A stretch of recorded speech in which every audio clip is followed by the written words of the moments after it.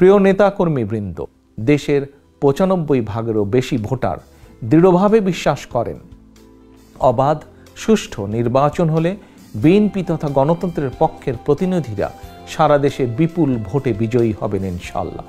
তবে সারা দেশে বিএনপির তৃণমূল জনপ্রিয়তা থাকা সত্ত্বেও ক্ষমতালিপ্সু হাসিনা তার অধীনে কোনো নির্বাচনে বিএনপি তথা গণতন্ত্রের পক্ষে শক্তিকে বিজয়ী হতে দিবে না।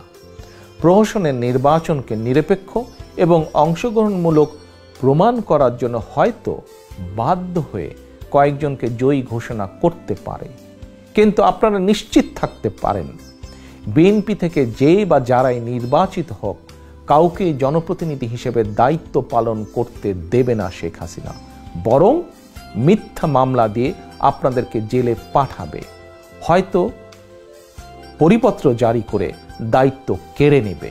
কারণ স্বৈরাচারী হাসিনার ফ্যাসিবাদ সরকারের আমলে গাজীপুরের সিটি কর্পোরেশনের প্রথম নির্বাচিত মেয়র অধ্যাপক এম এ মান্নান কিংবা রাজশাহীর মেয়র মোসাদ্দেক হোসেন বুলবুল সহ গত ১৭ বছরে আমাদের শত শত নেতাকর্মী বিভিন্ন পর্যায়ে যারা নির্বাচিত হয়েছিলেন তাদের একজনকেও ঠিক মতো দায়িত্ব পালন করতে দেওয়া হয়নি।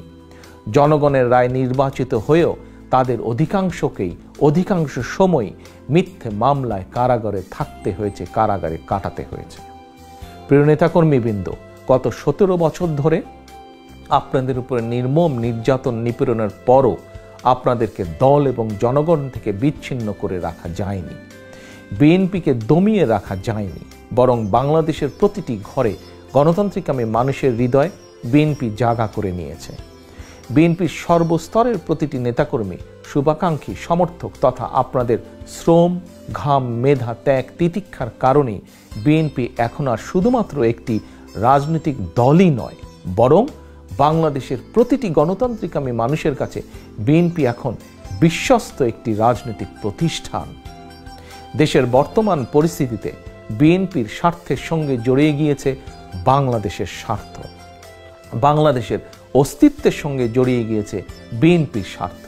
তাই দেশের এই ক্রান্তি লগ্নে দেশ এবং জনগণের স্বার্থের প্রতি সর্বোচ্চ অগ্রাধিকার দিয়ে বিএনপির সকল পর্যায়ের নেতৃত্ব তথা বিএনপিকে প্রতিটি সিদ্ধান্ত নিতে হবে, কারণ জনগণই বিএনপির সকল রাজনৈতিক ক্ষমতার উৎস।